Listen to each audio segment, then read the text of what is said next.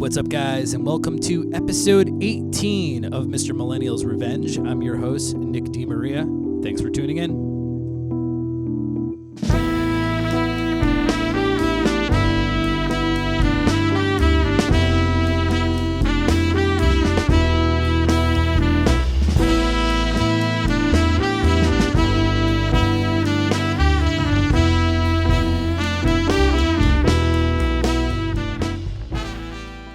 On the podcast today, I'm really excited to present not one, but two interviews.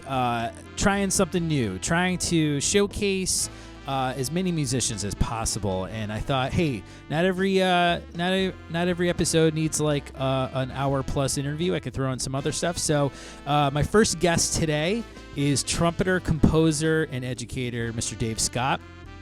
Very pleased to talk to him.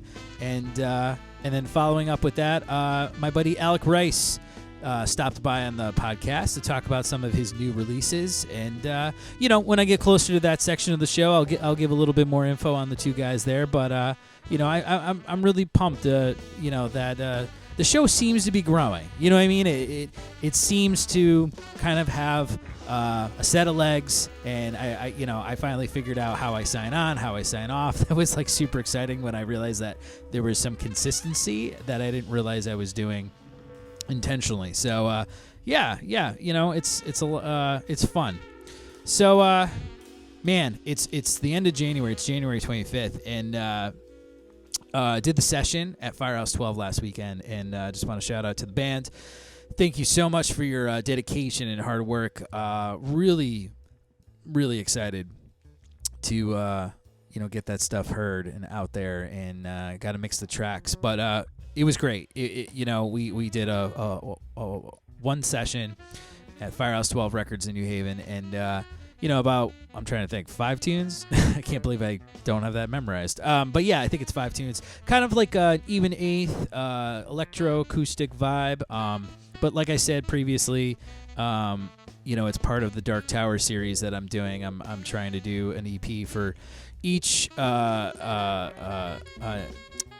crystal ball is actually what they are. But basically, they're objects in the Dark Tower series by Stephen King. There are 13 of them, and this will be the second one that I do dedicated to those glorious orbs of destruction and magic and mayhem. If you're not familiar with the Dark Tower series, I cannot suggest it more. If you know me, or if you've been listening to the show, I'm a huge Star Wars nerd, so it makes total sense that I would be into something like the Dark Tower. If you have no idea, basically it's Stephen King's magnum opus. It took him like 20 years to write all 7 books, and what's crazy is basically every single book he's ever written coexists because of the Dark Tower universe, and things that happen in his books that are completely unrelated will be connected to the Dark Tower series in some way, whether it's a character that may have been murdered or disappears in one book. He might show up in the Dark Tower series, or things that happen in the Dark Tower's setting might be completely affected by another book's plot or character line or arc or something like that. So anyway, it's just super cool, and it lives in its own universe. I'm leaving the sneeze in because I didn't hit the fucking stop button in time. So congratulations, Nick. You now have a sneeze on the podcast, and you're just too damn lazy to edit it out. Whatever, man. Anyway, so this new recording is called Indigo 7. Really excited to get it to you guys out there and get it out there in the digital world. Features myself on trumpet, obviously, and I wrote all the compositions. Andrew Kasiba, my longtime collaborator on Fender Rhodes and Tape Loop. Ryan Hom on drums, Brian Sudo on guitar, and my other longtime collaborator and best friend, Andrew Zwart on electric bass. It's if you're familiar with my work, especially on Time Circuit and Mr. Millennial's Revenge, the album, this will make a lot of sense. And actually, all of my records kind of like have tunes that sound like this. This is like the first record that was devoted completely to that sound. I in some ways, its sister record Black 13 came out in late 2019, just as 2020 was starting, and different band, but same, just similar concepts. So, got the effects pedals on the horn, and it's got more of an even eighth and rock feel to it. What I love about Indigo 7 is there's a legit rock tune on it. I'm really excited. I realized that, I just can't fight it, man. I can't fight the roots and where I came from musically. So one of the tunes, it's called Sagittaron, and that's for the Battlestar Galactica fans out there. Again, most of my records are based in sci-fi in some way. So, pumped for you guys to hear it. So that should be coming out, later this year. Before I go any further, the housekeeping, of course. Mr. Millennial's Revenge is a production of the New Haven Jazz Underground, which is a grassroots, community-based organization dedicated to presenting concerts, clinics, and jam sessions, all in the name of jazz in the great city of New Haven, Connecticut. And we need your help. And how can you help? Go to patreon.com/NHVJU. Sign up for as low as $2 a month, and you can directly fund our efforts in making jazz stay alive in the Elm City. In a couple of weeks, on February 11th, we have our Mind the Hang series returns after its winter hiatus. I know February is still in the middle of winter, but you know what I mean. I was expecting snow in January, so we took January off and figured we'd have to keep canceling shows. So thanks global warming, I suppose. So the next one's February 11th. Features Brandon Terzakis in one of his projects. We'll get the specifics out when the time gets closer. Keep an eye out on Facebook. And that reminds me, I never say this enough, but hit that subscribe button on YouTube, on our YouTube channel. Like us on Facebook and Instagram. Instagram is NHV_Jazz Underground. That account is pretty much on hiatus because it was mostly dedicated to the jam sessions, so you don't see too much, but it's there, and we'd love to hear from you. But go to patreon.com. You can sign up for as low as $2 a month and directly fund our efforts. So please consider in 2021 that New Year's resolution. Go to patreon.com/NHVJU and join today.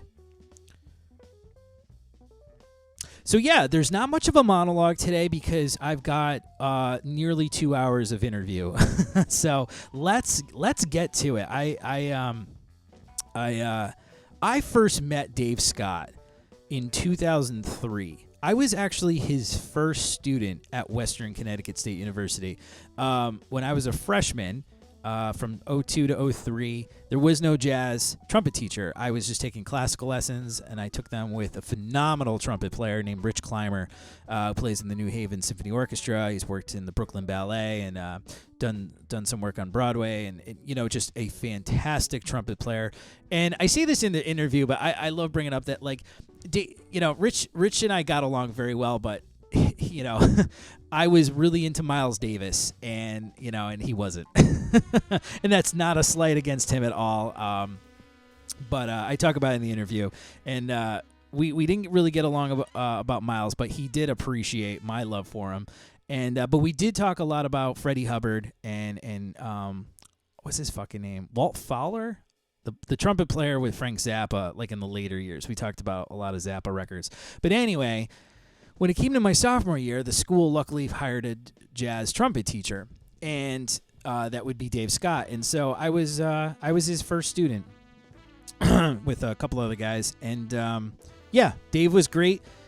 He was great to work with. He had this mysterious vibe to him. I talk about it in the interview section. We just didn't he was just so laid back, but because we were stupid and 20 years old, we just thought he was so mysterious. And I talk about it in the interview. There was a time when the Joe Lovano Nonette came to school, and all the members in the band were making sure that they said hi to Dave, and we were just like, what? Who is this guy? And that just added to the persona of Dave. And his playing is phenomenal. He sounds like a mix between late 60s Miles and Kenny Dorham. His music is very chromatic, very open. His quintet, I've heard them perform many times.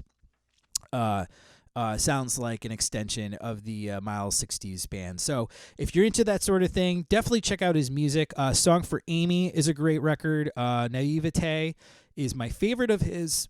And then I think, there's a few more I talk about in the interview. And yeah, just a sweet guy, man. It's been a blast to know him all these years.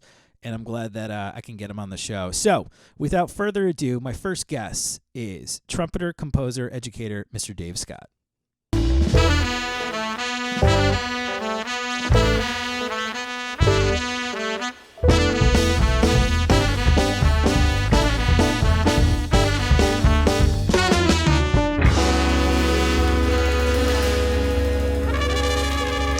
And joining me now via Zoom on Mr. Millennial's Revenge is trumpeter, composer, and educator, and a former teacher to myself is Mr. Dave Scott. How are you, sir?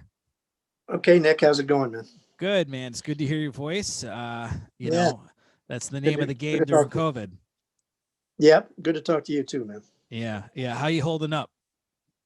Well, you know, the usual. Every day is kind of the same, you know. Every day feels like I said this to my wife. Every day feels like a Sunday at like 4:30 in the afternoon. Yeah. You know, you know the weekend's over, but there's still like some weekend left, but not enough to really, start anything new. So you might as well just get on the couch and wait the rest of it out, you know? Right. Yeah, we've been staying up here upstate at my brother's. Okay. I was going to ask because you were in Brooklyn. Yeah. Well, were you still there? Okay. Yeah. We just been staying up here during the pandemic, and my dad's elderly. He's 92, so we can help my brother kind of take care of him. Oh wow. And where in upstate? New Paltz. Oh, okay. Yeah. It's not that far up. You know, it's like hour and a half from the city. You know. Yeah. Right. It's like it's actually because I think Poughkeepsie is the exact same distance from the city as New Haven is. It's just it's just north instead of east. Right. It's close. We're close to Poughkeepsie. Right. Right. That's cool. Yeah. Your I only met your brother once. He's a bass player. Lou Scott is his name, right? Yeah. Very good. Yeah. Very good. Yeah. Who's older? I am. Oh, okay. And was there any like sibling rivalry, or were you guys like in bands together as kids? No, we played together. Yeah. You know, we were younger, and I'm 4 years older, but my brother didn't start playing actually until he was around 17 or 18. And then he got really serious about it, started practicing like 8 hours a day. Yeah. But yeah, we played a lot together through the years, you know? Oh, that's cool. See, so I have two younger brothers. They're both, I lovingly say they're both failed drummers. They played through high school and that was about it. And, the second they graduated high school, they never touched a drumstick again. And so and my cousins all were in school band. A cousin was a drummer. Another cousin was a trumpeter and clarinetist. And then another drummer and trumpeter. And they all, didn't stick with it. So I was really like kind of I was like a black swan in a ugly duckling or whatever. Right. And I was always so jealous of like the Eubanks brothers, it's like, it's like how are you all playing a different instrument and you seem to be relatively copacetic with each other. So, So anytime I interact with a musician who has siblings who play, I'm always so jealous. Oh, what's a great example is the Schmidt brothers. Mike and Matt, right? Yeah, sure. Yeah. They're both like sweet guys and fantastic saxophone players, and they're only and they're brothers, and it's just like, oh God, I'm so jealous. And it's funny too. The only thing that makes me like feel better about it is I've seen them snap at each other the way siblings do on the bandstand. Right. So that that has always been something to line it, I guess, for me. Yeah. No, my brother and I have always gotten along well, and we play together, and our musical interest, or musical tastes or interests, I guess, are pretty similar, Yeah, I think I met him. He was backing you up at the joint in Bethel. This is like for you. This is like 10 years ago now. If I think about it. He but played with me up there a few times. Yeah. yeah. But that's a great segue because I've always been insanely interested in your background. You grew up in Kansas City, or like right outside of it, right? Well, no, I'm in Kansas City proper on the south end of town. Yeah. Okay. And, It's sort of suburb, but it was still Kansas City. So sure, yeah. And you went to high school with Pat Metheny, or you just knew, like, right? I knew That's like, Pat. yeah. Well, no, Tell me about that again. It's well, been a while. yeah, Pat went to an adjacent high school just a few miles away. And we had both heard of each other because we were kind of both high school stars in town at the time. You know what I mean? Or stars, Yeah. maybe not the right word, No, but I know what you mean. Yeah. and so I used to play in this all-star band called the Kansas City Junior Kicks Band. Like the Kansas City had a band called the Kicks Band, which was made up of local musicians, And so I was playing in this when I was in high school. It's the Junior Kicks Band, and we would go around and play assemblies. And so we played an assembly at Pat's high school. I was like a junior in high school, and Pat was sophomore. And like I said, we had heard of each other, like, other guys, friends of my dad who were musicians would say, you got to hear this guy, Pat Metheny, man, he can really play. And I knew his older brother, Mike, who was a trumpet player also. Oh, I've always And wondered if they were related. I figured they weren't. Okay. We'll get to that part. Keep going. Yeah. And Mike ended up teaching at Berkeley for a while. He's back in Kansas City now, but I know Mike pretty well too. So anyway, after the concert, Pat comes up to me and approaches me, and this other guy that Pat played with, this bass player that Pat knew, they went to school together. And Pat comes up and I played a couple of solos, And so Pat comes up and he says, man, we got to play together. And so we started playing sessions together. I would go over to his, he had a bass, folks had a basement, finished basement with a piano, and we started playing sessions. I go over there 2 or 3 times a week. He lived about 15 minutes away from me. And, oh shit. Yeah. And we would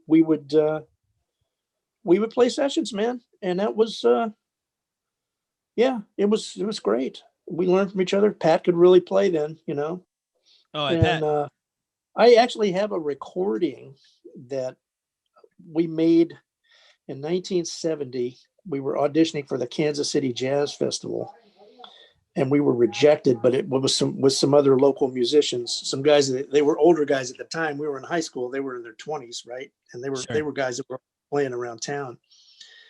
And we made a tape to like on a reel-to-reel, just a very low budget thing. Sure, yeah.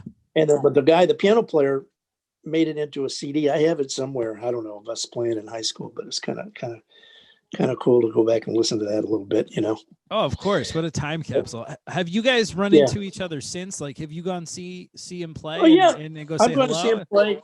I've gone to see him play. And then one time, I lived in Los Angeles for a while, and then I moved back to New York in 2000. And I was playing this club called the Internet Cafe down in the East Village. It's not there anymore, but it was a little kind of a cool place where they had a lot of avant-garde music, Yeah. And so I was playing a gig with my quartet with Dave Benny and John Abear and Billy Mintz. Great band. Oh, wow. And so, I'm standing there after the gig, and how sometimes people come up and talk to you, to tell you they like the music or whatever. And so this guy walks up to me, and he was wearing a stocking cap. Pat has that hair. Sure. And he walked to me, and I when he got close, I said, man, what are you doing here? And he says, I came to hear you, man. I saw your, back then, so it was before the internet was real big and all that. So, social media. So your gigs were advertised in the Village Voice. Right? Oh yeah. Yep. I remember snagging it all the time. Yeah. So he said, yeah, well, I saw the ad in the Voice that you were playing, and I came down to see you. Ah. So we've kind of not been so much in touch, but every once in a while, I keep telling Mike, I got to call him. I'll talk to Mike now and then. And, but I feel like, I learned a lot in those days. That's when I first started. I had already been playing jazz when I met Pat, and he'd obviously been playing too. But we used to sit around and listen to records, when we weren't playing, just before CDs, of course. Yeah. and we sit around in his living room, and listening to Miles or whatever, Ornette Coleman, and we kind of turned each other onto some stuff, Yeah. And so, but yeah, they were cool times, very cool times, learning, very much a learning experience, Oh, I can imagine. That's crazy. I mean, I'm glad that like if you run into each other, you say hello and stuff. Oh Um, yeah, no, we were that's buddies. We were that's good great. friends. We Yeah. were buddies. We used to hang. Yeah. That's really awesome. And it's really funny that you confirmed that Mike Matheny is his brother because I had gotten I was at like a secondhand shop or the Salvation Army or something, and I saw this CD for like $1.50. And what grabbed my attention was it was an Impulse CD, and like like Blue Note, Impulse. No matter the era, you recognize Right. it. When Sure. your peripheral vision knows when you see like the orange and black and white of Impulse. And so I looked at it, I was like, Mike Matheny, I've never heard of him, right? But I think Jack DeJohnette might have been on it. Maybe probably Dave Holland. I mean, like I didn't know who Mike Matheny was, but the band was pretty stacked. So I was like, well, Right. $1.50, I'd be stupid not to get this. And chances are that it's really good because even if this guy hired these guys, he's still on Impulse, so I'll get it. I never really followed up on it, and I was like, because I distinctly remember thinking there's no way he's related to Pat Metheny because like I would know that, you know what I mean? It's like Right. I like sold myself short to even look him up because I was like, nah, if he was Pat Metheny's brother, I would already know that information, because this was like a couple of years, Right. like not too long ago, Right. and that's so crazy. I gotta dig that record out now and find it because it's been way Yeah, too I'd be long interested. since I listened to it. Yeah, definitely I'd on be I'd Impulse. be interested to hear it. Yeah. Yeah. Oh, I'll let you know what it is. That's awesome. And then also like didn't Chick Corea sit in with you guys too? I'm trying to remember all Well, these this was stories from for forever. yeah when I lived in out Los Angeles, and I was playing with this guy, this band, is a guitarist named Rick Zunigar. Some pretty he used to write pretty complex music, and we were just playing this club in L.A. called Jack's, where it's kind of one of the local jazz clubs, Yeah, noisy place, neighborhood bar, but they always had jazz, good jazz, good players. sure. And Chick Corea lived close to there. That was close to the part of town where he had his studio, the Mad Hatter studio. Oh, okay.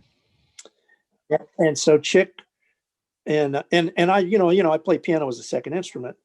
And so Rick, I would play trumpet in the band, but then when he played a solo, he would like me to comp for him on piano. And I remember it was a quartet. It was a really good band, great drummer and a great bass player. And so I'm sitting there playing piano, comping for Rick, and I look to my right, and there's Chick Corea standing there. Yeah. So I'm thinking, man, I'm playing piano, and it's Chick Corea standing there, right? Yeah, right. And so, but anyway, we finished the tune and the set, and then Chick he went and sat in the back, and Rick actually knew Chick because he had auditioned for his band at Oh, one okay. point. And so then Rick was cool, and Chick was really nice. He was very complimentary, and then all that stuff. And he even said he was with his family, his wife and his daughter, and he said his daughter told him, "Hey, let's go in here and get a cappuccino." And Chick said, "I probably won't like the band, Yeah. It's kind of." But then he said, "Then I came in and I heard you guys and said, so we decided to stay and hang out." So anyway, Rick invited him up to play a couple of tunes. Ah, what a treat. Yeah. So, but there's a funny twist to it, man. Because like I told you, it's just like a little neighborhood bar. Sure. And so Chick's playing, and this guy, people had access to the band and stuff. So this guy walks up and starts tapping him on the shoulder while he's playing. Sure. Yeah. So then finally, Chick just kind of the guy had a napkin that he handed to him. So Chick takes the napkin. This is while Chick's playing a solo.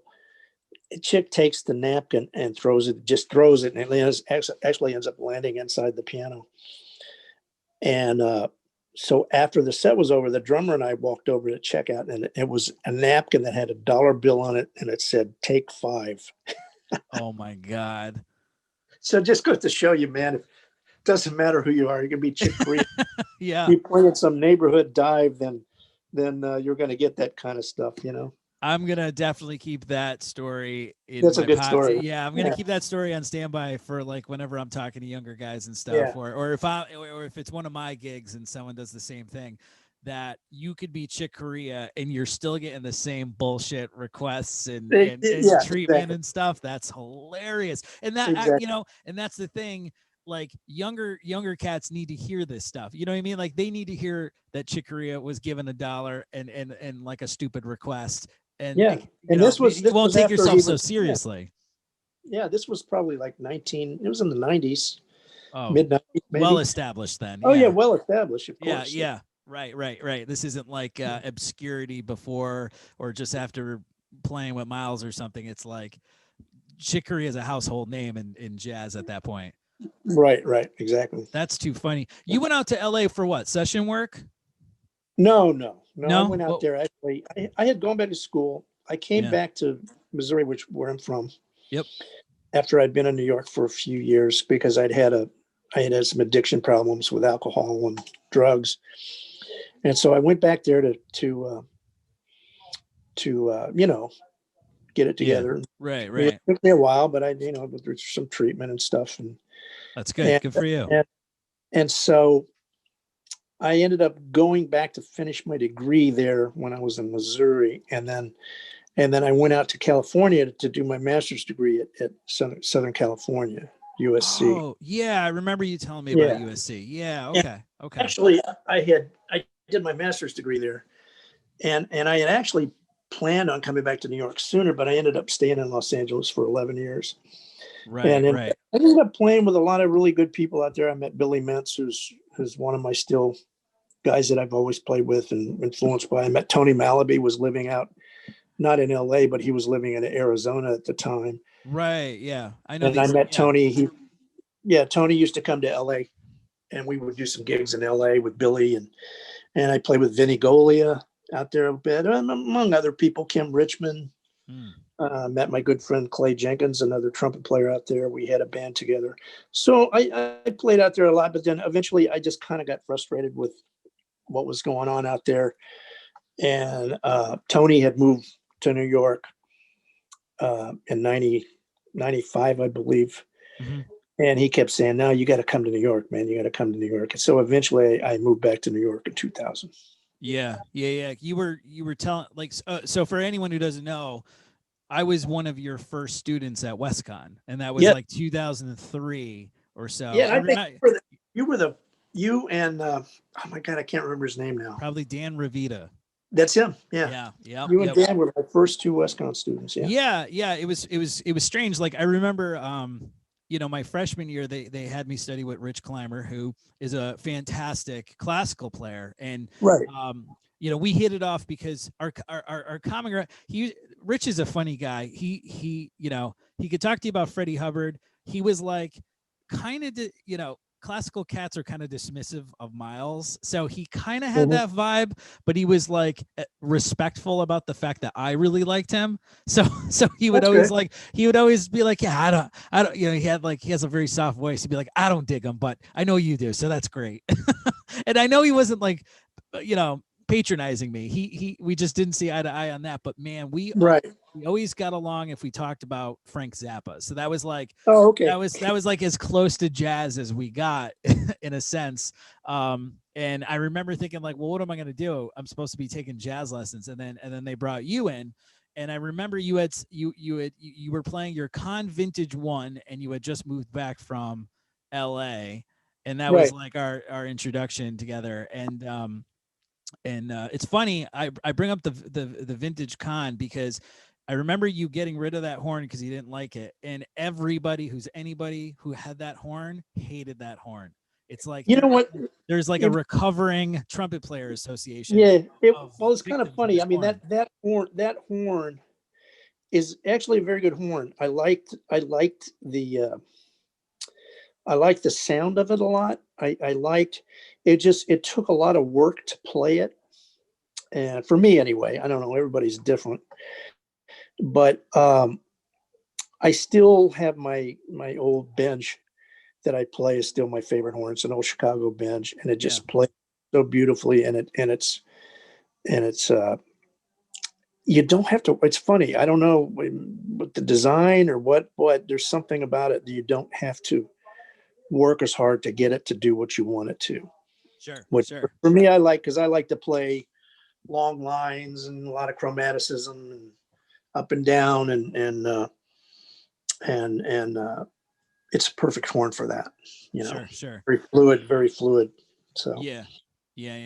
But anyway, No, go. Yeah. No, and no, I always think it's funny. I'm pretty sure it was Jeremy Pelt that I was talking to a couple of weeks ago, and he was saying how at one point, because we were talking about one of his records, and he was like, I think I was playing like the vintage on that record, and I was like, did you hate it as well? And he's like, I hated that horn. And I'm like, everyone who had that horn hated that horn.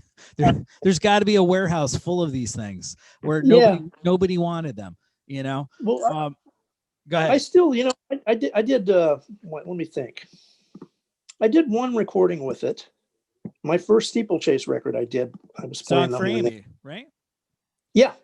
And I remember.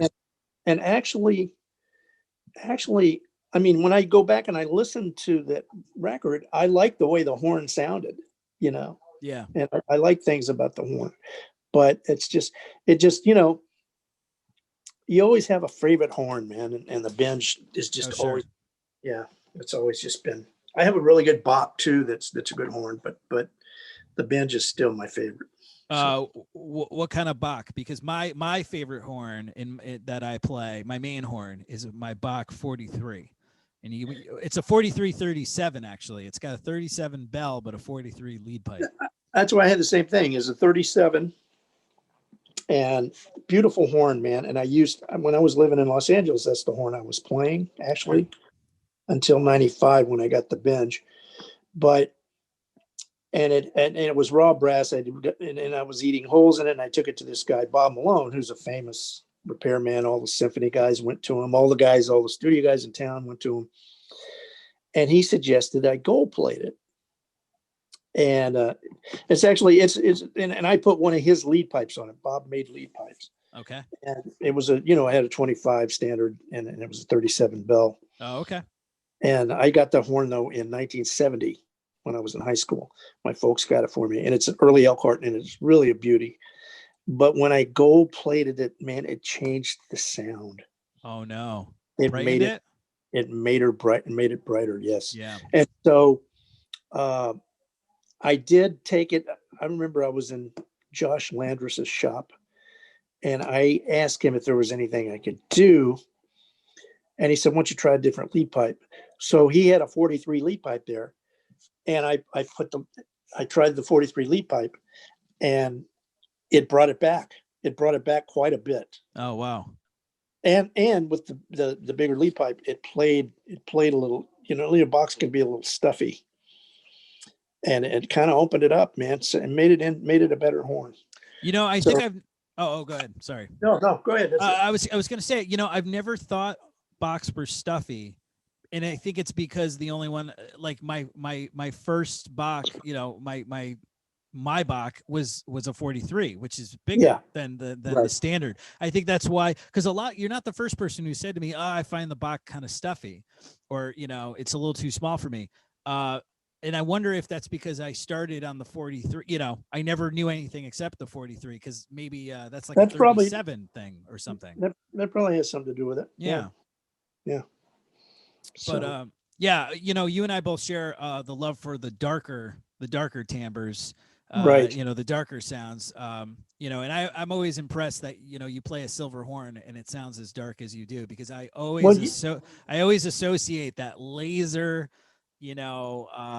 tinny lead sound or anything similar to a silver horn. It's like a silver Bach is the epitome of hearing loss. And when I've always thought silver warmed it up. That's too funny. Yeah. Huh. So, I don't know. The Binge I have has got a really nice, warm, dark sound. what's interesting too is when I was in Josh's shop that day, he had some old mouthpieces there, and I was just looking at them, and I saw, wow, is this a Heim? And Miles played a Heim. Yeah. And it was a really old one. It's all beat up. It looked like at some point somebody had probably gotten stuck and somebody had taken a pair of pliers and tried to pull it. Sure. Yeah. So anyway, I said, can I play it? And I played it, man, and it was beautiful. I loved it. And he said it was the same model Miles played. It looks like it. And anyway, so the problem was the rim was too small. I'd been playing on a Bach 3, and it was smaller, probably more like a 6 or a 7 rim. Yeah. And so but it had a screw rim. So I sent it to this guy actually Rich Climber recommended in Pennsylvania who made copies, and apparently. So I sent it to him, and he made me the same rim that screwed on that I've been playing. And that's what I play now. So it's a Heim, and it's really big, man. The back bore in it is huge. Yeah. And the throat is really big, but it doesn't play that way. It plays pretty easy. Now it's a little bit harder to get range out of, but that also helps contribute the sound. It's got a really nice warm sound. It was originally a classical mouthpiece. Oh, okay. I actually, funny enough, I actually just made a switch to a 1C size. Yeah. And okay. I started playing Curry mouthpieces. I was playing a Warburton for like 10, 11 years. And then I was just not feeling it anymore. And, I was having like pinching issues and stuff. And I was like, I've done my due diligence. Maybe it is time for new gear. So I switched to Curry, and man, I love these mouthpieces. Oh, and, I was playing on a 3, but I still kind of felt like it was a little too small. It was kind of strange, but I switched to a 1, and man, what a difference. It's so much more comfortable to play. well, that's cool. So I'm really excited about that. But yeah, I've been playing the Bach 43 with the 1C now, and that's a nice combination I got going. And it's funny, we were talking about stuffy horns. did I ever tell you I had a 1950 Martin Committee? I just got rid of it. Oh, wow. I had gotten this horn. It was at the shop I used to get my horn cleaned at, and it was on the wall. And I said to the owner, I said, "That's not Martin, is he?" Is it? He goes, yes, it's Martin Committee. And I said, no way. Some guy was going to give it to the original owner. He was going to give it to a school system, and they were going to just give it to a kid. And luckily the guys in the shop were like, you can't do that with this particular horn. This is, somebody of a certain level is going to want this horn. You should wait out for it.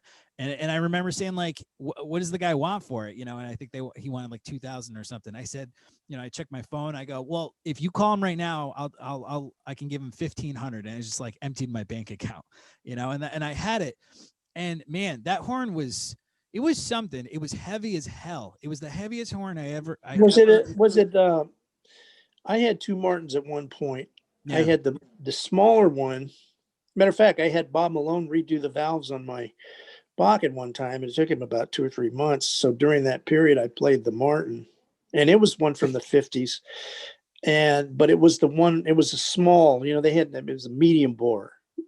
Yeah, I think this was a smaller one because the tuning slide was more narrow than other that's probably it. Other Martins I saw. And, had it dated and everything. It was from 1950. I couldn't believe that it took me like 4 years to get rid of that horn. Nobody wanted it, mostly for the fact that it wasn't a 60s Martin Committee, because that's like what Kenny Dorham played and Miles, yeah. And man, Miles played the 50 though. The ones in the 50s, those guys played those too. So. Yeah, but I guess people want the wider one. The one that has more of a. It looks more like a Constellation if you look at it too fast. If you look at it too fast. And, and then I just recently sold it to a guy over the internet. Some guy I had it listed on Facebook Marketplace, and he reached out to me. He's like, "This horn's probably not available anymore, right?" And I was like, "Actually, it is." And I totally forgot it was listed here. And a young kid in Florida, and he bought it. But funny enough, that horn felt like a pea shooter. The reason why I didn't like it was I felt you had to play it exactly down the, you had to play it exactly how it wanted to be played, and there was no leniency whatsoever. If your airstream wasn't a certain way, if your chops weren't a certain way, it just wasn't working for you. It felt, some days that horn felt like I was playing into a horn that wasn't hollow. You know what I mean? Right. But there was nothing stuck inside of it. It was completely serviced and everything. But man, that horn, I used to call it the pea shooter, and I couldn't get rid of it. Nobody wanted that horn, and I couldn't believe it, and I wasn't trying to like make a ton of money off of it. I basically just wanted what I paid for. And it took maybe like 3 or 4 years to sell that horn. I couldn't believe it. Yeah. But back to first meetings and stuff. You joined the faculty at Western Connecticut State University, and I was telling you this, but when we were talking previously, the guys and I in my class, we talk about what our teachers are talking about, and they would always ask, about you, because you were like kind of mysterious to everybody. Do you remember I was telling you about this? Yeah, you were telling me about that last time. You got this you got this laid back style. You play like very, again, I want to get into your playing approach in a minute, but like, you definitely have a more chromatic focus playing. I mean this in the best of terms. I wouldn't call it a bebop style. It's more of like a post bop, 60s Miles kind of thing. And right. They used to be like, well, what does he teach you? And I used to say a lot of Kenny Dorham and a lot of voice leading, and that's it. And that's like what our lessons were. You would just have me, you would play the piano and have me voice lead through chords, and then we would just talk about Kenny Dorham. And they were just like, no, he's got to be teaching you more. And I'm like, it's really just that. And man, I don't know if you remember, but we spent like my sophomore and junior year of college just talking about Kenny Dorham. And my love for him really came from those years where I think you had me transcribe Blues for Jackie. I think almost all the solos on page 1. I mean, I was just digesting him, right. At that time period. And still, go ahead. I was just saying, still to this day, my 2 favorite trumpet players are Kenny and Miles. Yeah. And Kenny, just for his so lyrical and so musical, and then Miles too, for similar reasons. I was always drawn to Miles's chromaticism. Sure. And then Miles too, just his contribution to the music as a whole is it's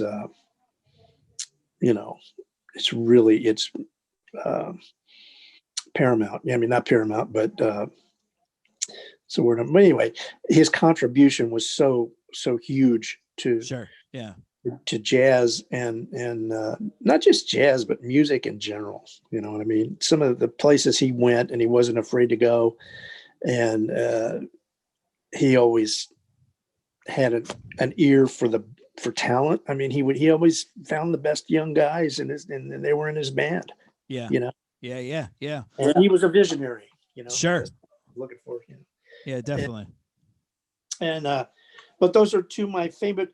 But I mean, for guys, young guys too, I always feel like Kenny, because of the way he played changes, and what the music I like to play is more open, more avant-garde. My bands, my recordings are like that. But I came up through tradition, Oh, sure. My roots are tradition. And in order to me, I've always believed that you need to play that stuff. I mean, all my favorite musicians that eventually played free and played more open were guys that came through the tradition first, like Miles and Coltrane, of course. I mean, Coltrane, they all came up through tradition and mastered. That's not to say others like Ornette Coleman. I've always loved his music. And, but he came up, he had blues roots, from Texas. And so, but anyway, basically I was trying to teach you guys, and I still am, the guys at WestCon for the most part, I'm still trying to teach them how to play chord structures and how to play. I mean, I still write a lot of harmonic structures, and they can be kind of complicated at times. Yeah. And but then I also write a lot of things that are open and free. But the musicians that I have in my band are masters at doing both. You know, they can negotiate the most complex chord structures and play them well. And Yeah. but at the same time, you can play something open and free, and they're and all the band guys Miles had in his band at the time, Chick Corea, Herbie, all Yeah. those guys, Yeah. I was just gonna say, yep. D. Jeanette, Tony, all of them. You know, Wayne Shorter, Grossman, Liebman, all those guys had already they were masters at playing structures and harmonic structures, and but then Miles cut them loose. You know, Yeah. Oh yeah. but Chick Corea, man, look at Chick. I mean, he could play anything. Doesn't matter how complex it is. But then some of the stuff he was playing when he was with Miles and that band, and in some ways that's still my favorite band with Chick and Jack DeJohnette and Dave Holland and Wayne. And there are a lot of really good bootleg recordings, live recordings that are to me are just amazing. And they're both basically playing free. Yeah. And Yeah. some of the stuff Chick was playing at that time was just some of the most amazing stuff I think I've ever heard. You know, his improvisations. You know, and they were just free, basically free improvisations. Yeah. And so anyway, I've always been drawn to that stuff. And I remember I tried to expose you guys to that. Right? I wanted you Right. guys Oh to yeah. listen to Yeah. that. Wanted you to listen to that. But to me, you know, it's like anything else. You have to learn the basics and understand harmony and chord structures before you can move on to that kind of complexity. So Yeah, yeah, for sure. It's funny. I distinctly remember you letting me borrow some of those Miles bootlegs you had, and you were so. I remember this. You were like, "Please promise me you'll take care of them and get them back yeah, to me." right. And yeah, yeah, and I, and for the record, I did. But it's funny. A lot of that stuff ended up getting officially released in the last couple of years. Do you Yeah, know? Yeah, like yeah. all the stuff with Chick Corea, especially. Um, there's a box set called like the bootleg series or something like that, and it's Man, like I should check that out because oh there yeah, might be some it's stuff I haven't heard. Yeah. well, it's definitely the stuff I remember because one of them is like a festival at shit, I could day one or something. I don't know. I mean, I've heard most of them, I think, but Yeah. I remember that. I do know for a fact that like at least two of the bootlegs you gave me, because I kept them until this box set showed up in my lap. Two of the CDs are those bootlegs, like remastered, and I was like, oh, right. fine, and so you give Okay, me a they've been little bit. remastered. Yeah, yeah. Like, well, they cleaned them up and stuff. I was talking to I think I was talking to my buddy Josh Bruno. I was saying because a lot of the most recent Miles stuff to come out is because France, Germany, Switzerland, they have state-run radio stations. So when Miles's band came through, they would broadcast the concert. Yeah, they broadcast the concert on the state radio station, and they recorded it. So a lot of this stuff is just from the national archives of these countries. It's just beautiful. like, yeah, because it's like, instead of WBBO or something, keeping a copy of it, it's like, oh, the government of Germany, division of radio has this. And so, that's how they're hunting for this stuff. And that's what's really cool about those bootlegs is they were actually recordings of that state radio broadcast. Somebody was smart enough to record it, whether it was like a technician on site or somebody from a satellite station or something, but that's how those got out there, which I think is so cool. And that's how they're basically finding them. And they're not being, and like, it's funny, you could tell like the Miles Trust is trying to find them because because they definitely want their cut. And They should get, yeah. And similarly, like Woody Shaw's foundation, the Woody Shaw Legacy, is kind of doing the same thing. I've noticed like a lot of these recent recordings are all live and they're all at like particular kind of tours and stuff. And it's like, I bet you that they're finally getting access to this stuff from some sort of vault. But yeah, that quintet with Wayne, Chick, Dave, and Jack, Bob Gluck, author Bob Gluck wrote a book about that group. It's called, I think like Miles Davis, The Lost Quintet or something. And you should check it out, man. You can get it on Amazon. He wrote that book, and he wrote a book about Herbie's Wandishi band, and really thorough stuff. But he talks about how, for 2 years, Miles had this band that completely gets overlooked because the reason why is they were more of a touring band than a studio band. So Miles's working quintet at the time were these right. guys. There really weren't. Right, but he was there really weren't any studio recordings of that band. Right, because he was making like Bitches Brew and right. and those albums and stuff, and all and all of way, yeah. right, and all of Miles's recordings around this time period have large personnel listings. Bitches Brew is like 11 guys or something. So and they didn't make any studio recordings. So I think that's why that stuff gets lost. Some of I agree. Some of my favorite Miles recordings are of that band. The one where they, Wayne had left, Steve Grossman comes in. Black Beauty. Black Beauty, man. I love Black Beauty. Yeah, that's really burning. Chick and Keith Jarrett are both on that record, if I'm not mistaken. No, I think that's just Chick. Yeah, maybe. Because then there's some. It's a quintet with Grossman. Yeah, and then there's some other Fillmore stuff where it's the two of them. He's got two keys players. It's like the Isle of Wight band, basically. Right. With Gary Bartz. But man, one of my favorite bands is they only existed for 1 year, the 1971 band. It was Keith Jarrett, Jack DeJohnette, Michael Henderson, and Gary Bartz. And again, no studio recordings, only live stuff. You can start to get it a little bit more officially now, but man, that's like more of the jazz funk sound. Well, I think that so good. Have you heard the bootlegs from what's the place in Philly? Oh, I have them. The Cellar Door. Cellar Door. Oh yeah, DC. Okay, DC. I think it's that band, right? Yes, it is. Yep. Yeah, it is. Those are good, man. Those are good.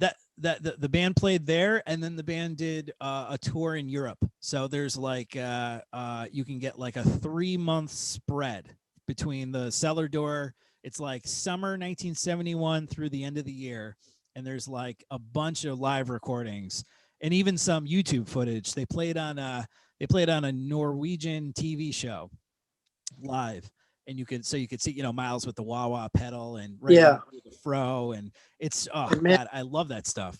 Miles was playing his ass off in those days during that period. He was playing some incredible stuff. That's what kills me when I hear some of these idiots saying that Miles couldn't play the trumpet or he was a bit. Man, he did stuff on the trumpet I've never heard anybody do. Yeah, no, I agree. And it was all music. It was all calculated. I mean, just some of the most incredible trumpet playing I've ever heard. I mean, just from a trumpet playing standpoint, but to me, the bottom line is the music and the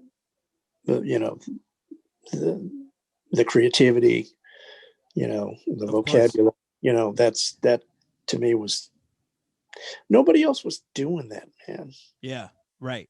I mean, people forget that because you know what, like jazz fusion, especially like in the last couple of years, has really made a huge comeback. And you now have like jazz rock, you have jazz funk, you have jazz hip hop. It's much more ubiquitous now, where it, you can almost like throw a rock into New York and definitely hit a group that's playing a form of fusion. Right. And we take it for granted. You don't realize that like there were no other jazz quintets opening for like the Grateful Dead. It was just Miles. Right. And and did you ever see him live? You must have. Right? I did. When did you see him? Nick, I gotta go to the bathroom, man. Can we pause for one? Yeah, of course we can. I'll be right back. But Hold keep on. that. So did you ever see Miles live?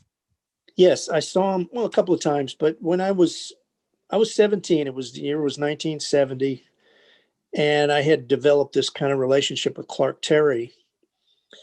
And Clark was that was back in the days when he would kind of tour the country and play with schools and So we were playing this college festival. Clark was my idol at the time. I should have mentioned Clark earlier too when I was talking about Miles and KD. Right, of course. Clark was really the first jazz trumpet player I really listened to. Him and Connie Condoli. My dad was a Connie Condoli fan, and he had a bunch of the old Stan Kenton, like he had 45s, from the 50s and stuff like that. Sure. And so Connie was the main jazz soloist, so I would listen to him, and I had found a couple of recordings of his. Anyway, so Clark, I was a sophomore, I remember, and I was listening to Clark Terry. I would use the plunger when I played a blues, and I was virtually trying to sound like Clark Terry. And so we played this jazz festival. I was a sophomore in high school, and we had a very good high school jazz band. And my dad was the band director. Oh, no way. I didn't know that. Yeah. My dad's a trumpet player. I learned most of what I know about music from my dad, That's great. Very good musician, very good teacher. So anyway, we had gone to play this festival, in one of the colleges in the state. And so we were the featured band on the night concert. Well, actually we had played that afternoon, and Clark was the guest artist on the concert. Oh, no way. At the festival. And so Clark had come in as we were playing, and he heard me play, and he came up and he was very complimentary, and we got to kind of be buddies. And then we started writing letters. He was really good about like returning letters. And, back then there was no internet, there was no of course. email.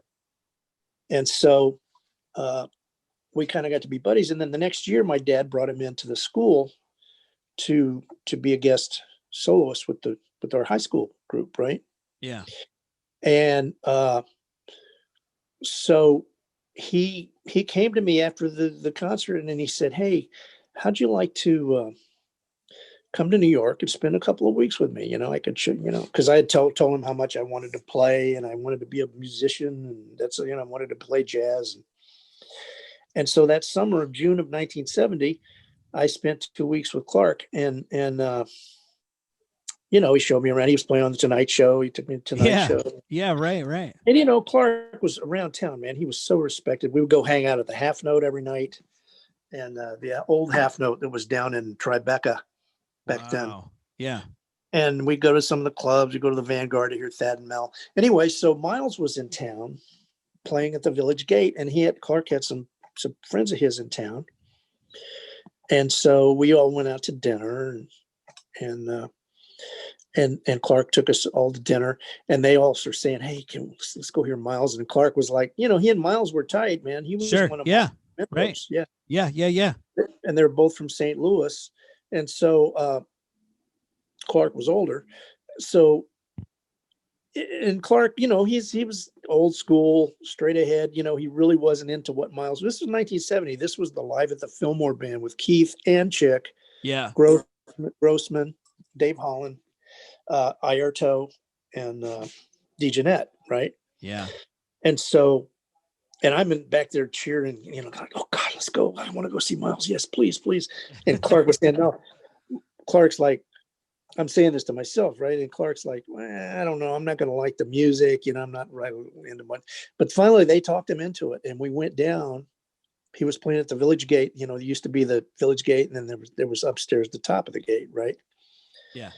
And so, we heard that band. Now, at the time, I had been listening to early Miles, and I wasn't really quite, I'd heard some of the later stuff. Like a friend of mine, we used to listen to Miles in the Sky. That's my favorite Miles record. Miles in the Sky. Oh yeah, that's my favorite. That's a great one. Yeah. So anyway, but at the time I wasn't quite ready for it. You know what I mean? And so anyway, so we went to see Miles, and we were sitting real close, and I was awestruck. It's like, oh my God, there's Miles and Chick and Keith, and the music at the time to me sounded pretty far out. Sure. And they were doing all this, that's that recording Live at the Fillmore. Yep. And yeah. So that's the stuff they were playing. It's the same band. They recorded that record, I think, shortly after that, with like a couple of weeks later or something. And so anyway, we stayed about half the set, and then Clark says, "Come on, man, let's go upstairs." Billy Taylor was playing upstairs, and Clark was like, I can't. Can't take it anymore. But a funny story though, we're leaving the club anyway, and he goes up. He's talking to Billy Taylor. Billy Taylor comes to sit with us, and they're both kind of like, I don't know what Miles is doing. I don't know, man. I can't get into what he's doing right now. They respected him. They respected him, sure, but for what he had done. But so anyway, we're leaving the club, and Miles is standing out on the corner. No shit. Right there in the Village. It was like Bleecker and Thompson. I remember it. Now it's a CVS. Yeah, of course. Yeah. And so I remember every time I go by there, I tell somebody, so that's where I Clark and Miles was, So anyway, Miles is wearing some kind of native, Miles used to deck out and all kinds of crazy. Yeah, stuff. his Betty Mabry phase, basically. Right. So he's wearing this kind of Indian, Native American kind of thing with tassels. And so Clark walks up to him behind him and goes, "Hey, Pocahontas." And Clark was a very funny guy. Yeah, I bet. Yeah. And so, very friendly, funny. So anyway, he and Miles turns around and goes, "Hey, Terry," So they were talking. I'm standing there for a minute and just listen to him talk, And so finally, before we take off, Clark says to Miles, he says, "Man, what are you doing? What is that shit you're playing anyway?"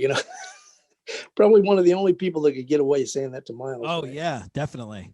And so Miles just says, "Oh man, come on, CT, that's the shit you play now, man. That's the shit you play now." It was hilarious. As if he didn't have a choice or something.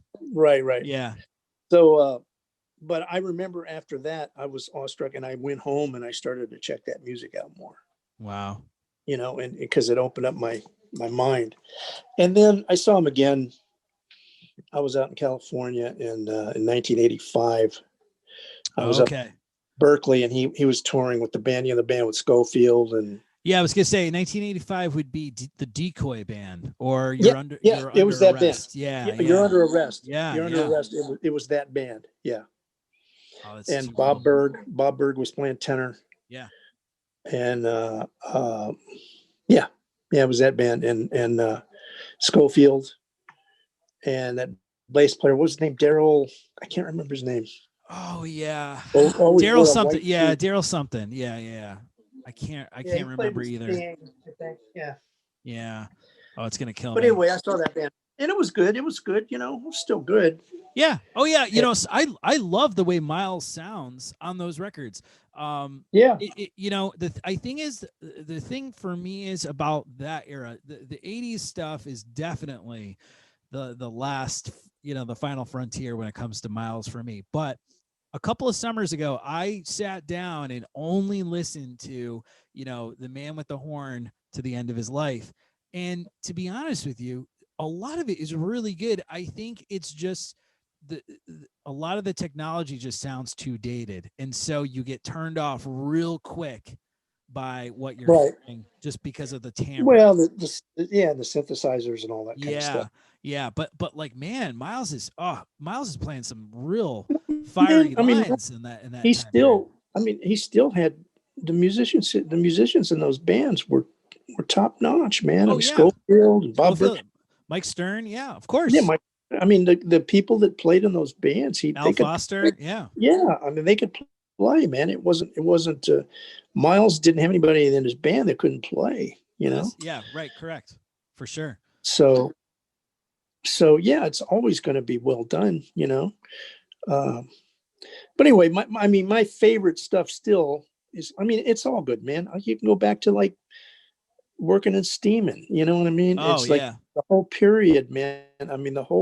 His whole career, and then Kind of Blue, what a classic, and then the mid 60s, More and More, My Funny Valentine. I wore those out, man. When I was in high school, I wore those records out. It's funny. Four and More used to be my favorite of those two, but now My Funny Valentine's my favorite. And I think that's like a maturity thing. I think when you get older, you start to appreciate ballads more. And, when you're younger and you got a lot of like, you got a different mindset. And so, that first track, So What, off Four More. I mean, I still love it, but when I was like 21, I was like, oh my God, that's what I need to listen to. And now I think from that concert, Stella by Starlight's probably my favorite track. And they really take it up in the middle. I think after Miles's solo, they really start like burning in the middle of it. And you don't even like by the time they get to Herbie's solo, they're playing like just as fast as they were on So What. It's amazing. No, the whole the transitions on those that tracks. whole concert. Yeah. That whole concert was amazing. Yeah. We always talked about, remember, I don't know if you remember this, but they had released Miles in Tokyo when I was your student. So they had put it on CD for the first time when I was your student. And I had that on a record. Yeah. And but this was like the first time they put it on. Yes, it was the first time they put it on CD, if I'm not mistaken. And I came into my lesson with you, and I was like, I just got this, and it was Miles in Tokyo, and I was like, this is amazing. And you were like, you laughed, and you were like, I love that record, man. That one, Miles in Tokyo, is one of my favorites. What a great to put Sam Rivers in there just for that one tour is such a treat. And it made the Cats play different. It did. You really hear, the rhythm section really, they opened way up, man, on that one, you know? Yeah. Just Sam made it, and Miles let him do it, man. He was like, yeah, go for it. You know, to me, that's the beauty of Miles's leadership. I saw a quote from Chick Corea once too, that with that band, they kept saying that, he kept saying, you know, we kept taking it further out every night and stretching and more, and we kept waiting for Miles to reel us in and reel us back in. And he never did. He just let us go. Yeah. And to me, that to me that says a lot about his leadership. And he knew what was going on. He said, man, these guys are onto something. Let them go. And it wasn't about him. It wasn't about him. It was about the music. Yeah. Oh yeah. I mean, I've talked to Eddie Henderson ad nauseum for hours about like the band leading skills of Miles are just as important as his playing. Yeah, you know, just for the composition. Let me just switch gears real quick. Let me ask you something. So your dad was your music teacher. Your dad was a musician. Your parents didn't try to talk you out of being a musician. They were cool with it. No. Wow. See, my dad, I learned this actually kind of recently, and it blows my mind more and more. I knew my dad played trumpet when he was a kid, and I thought it was like, you know, he played in middle school and high school and gave it up. But what I didn't know, and he shared, because this is how my dad rolls, he shared very nonchalantly that when he was in high school, he used to play in this Italian American, you know, social club. You know, they had a band and he played in it, you know, and he used to gig all the time with them. They used to play like around the surrounding town. He was from Waterbury, Connecticut. So it was like, you know, this industrialist city and, you know, small city. And they would play, you know, at different social clubs or events or concerts and all this stuff when he was like a teenager. And I'm like, what the hell? You know, he never alluded to any of that. And he gave it up. I thought he gave it up just because of like whatever, but he told me, he's like, no, he's like, when I became a senior in high school, I gave up everything to get my grades up. Cause he was like, I wanted to go to college cause I didn't want to go to Vietnam. And I always thought that was like a crazy story. You know, I'm 37 now. I was like 34 when I found this out, you know, and my parents, they always, so, you know, my dad became a cop. My mom was a social worker. My parents were always like supportive of me playing the horn, but there was always this like worry that as long as I did something with myself that wasn't only a musician, they were okay with. And I'll never forget being I was on the road, and my mom was like, you know, this was like going into my senior year of college, and she's like, what are your plans next year? And I'm like, Mom, I'll be a music teacher. Don't worry, I'll be fine. So like, you know, anytime I talk to somebody who had like super supportive parents about being a musician, see, like my parents were okay with it as long as I kept my eye on the education prize, you know? So that's super cool that your parents push you to keep playing. Well, my dad being a teacher, I mean, he ended up teaching in college, and he was more too. He was like a conductor. He used to conduct a wind ensemble, and he was a very good musician, man, really good conductor. He knew. I learned so much about music just from him. And then my mom was a singer. She was not a trained musician, but she had great ears, man. Okay. She could hear stuff. I could tell. But she came from a musical family. Her father was a very talented musician. Ah, okay. And then he had cousins that were actually kind of famous, you know. So I don't know if you ever heard of the Caceres brothers, Ernie Caceres. He was like, you know, 40s and 50s. He played in Glenn Miller's band and that kind of stuff. But He was a singer. I'm gonna look this up. He was a singer. he played clarinet and bari sax. Clarinet. And a matter of fact, there was a, remember the Metronome All Stars? I think so. It was a Metronome was a magazine. It was kind of like Downbeat that had the All Stars. And so they would have a big band and they'd have all the All Stars, right? And I think it was 1952, and he was in the sax section with Bird and no shit. This is your mom's brother or cousin? My mom's father's cousin. Father's cousin. Okay. And they used to play together all the time, and they were from San Antonio, Texas. No shit. And so Ernie kind of got famous playing. He came to New York and played around New York, and he made the Metronome All Stars in 52. I believe it was 52 with Bird. Dizzy was in there. Miles was in the section. All these famous, you know, great. Yeah. Great, yeah. All the greats of the time, you know, and I can't remember who else was in there. I have to look it up sometime.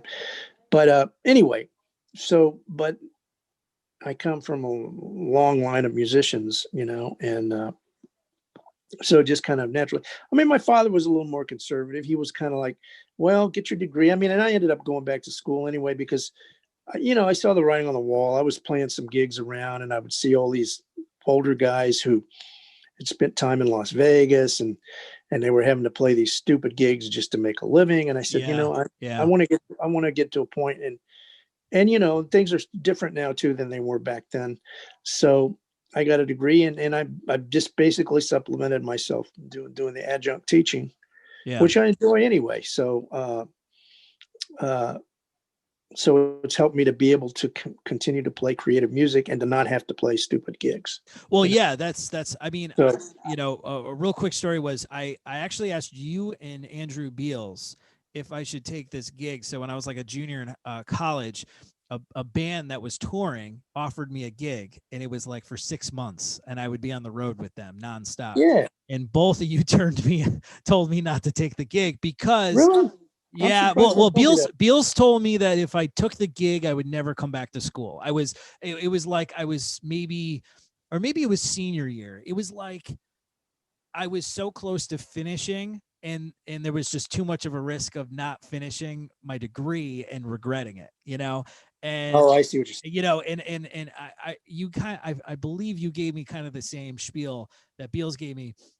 And I remember being disappointed, but now I look back on it and I'm like, that was the smartest thing they could have ever told me, because so you didn't take the gig? I didn't take the gig because I would have missed like my senior year of college, basically. Oh, okay. Yeah. It was like, I wouldn't have said like, yeah, go do the gig and then come back and finish up. No, it was like, yeah, it was like the tour started like in the summer, but it would have been over like, you know, halfway through the school year. I would have missed like a semester. Right. It would have like fucked things up. Yeah. But but you know, the band didn't survive. You know, the band broke up a couple years later. It's fine. It was meant to be. But you know, I know exactly what you mean. Part of the reason why I became a teacher was because I never wanted to put myself in a position where I had to play, you know, quote unquote, stupid gigs. Right. Exactly. To pay the bills. I wanted, and that's why I've been able to, you know, make my own records and play whatever gig I want, because I'm not relying, you know, on the bar paying me. I could pay the bands, and then this way I can have better, you know, I can keep a band longer together if I'm paying them well. So that's kind of been my, you know, my formula there. And I know not everyone agrees with it, but it's working for me. So I'm going to keep, you know, man, I'm going to keep at it. I mean, most of the guys, I mean, I have two of my very good friends, John Abear and Gary Versace, and they made their living just playing. Yeah. And both of them now have teaching gigs because they just got burnt out on, you know, they were touring, and a lot of them were really good situations, and they did it for a number of years. but you just get tired of being on airplanes and going, you get to see a lot of cool stuff. You go all over the world. Yeah. But after a while, but both of them, everybody else I know though in New York, pretty much, just a few people are just touring and that's all they do. But everybody else is teaching or, yeah, part-time, Yep. is it Yep. like the New School or Manhattan or doing what I'm doing at WestCon. And I also teach for the New York Jazz Workshop. Oh, nice. And yeah, so, and that one of my best buddies and a great musician who I play with, Rich Perry, he plays in the Vanguard band, world-class player, Yeah. and he tours now and then, but most of his he teaches, he teaches. He was teaching in Manhattan. Now he teaches some at the New School. He's teaching at William Patterson. So, and all my friends, the guys I play with, great musicians, world-class musicians. And that's kind of what it's become now. Yeah. Yeah, definitely. The scene's different now. There aren't as many touring bands.